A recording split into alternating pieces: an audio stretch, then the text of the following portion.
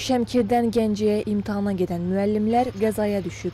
Hadisə şəhərin Gülüstan qəsəbəsində qeydə alınıb. Belə ki, hərəkətdə olan Ford Fusion və VAZ-2106 markalı minik maşınları toqquşub. Qəza zamanı 5 nəfər xəsarət alıb. Onlar Gəncə şəhər Birləşmiş Xəstəxanasına nəzdində olan Akademik Zülfüqar Məmmədov adına xəstəxananın təcili tibbi yardım şöbəsinə yerləşdirilib. Hadisə zamanı xəsarət alanlar Ford Fusion markalı avtomobilin sürücüsü 1999-cu il təvəllüdlü Rəşad Qasımov, VAZ-2106-nın sürücüsü Vasif Məmmədov, sərnişinlər 1967-ci il təvəllüdlü Rəna Əhmədova, 1991-ci il təvəllüdlü Zəkiyyə Heydərova və 1985-ci il təvəllüdlü Məlahət Eyyubovadır. Avtoqəzanın nəticəsində 5 nəfər şəxs xəsarətlə xəstəxanaya müdət edilmişdir.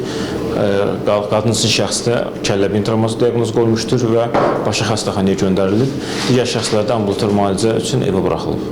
Faktla bağlı araşdırma aparılır.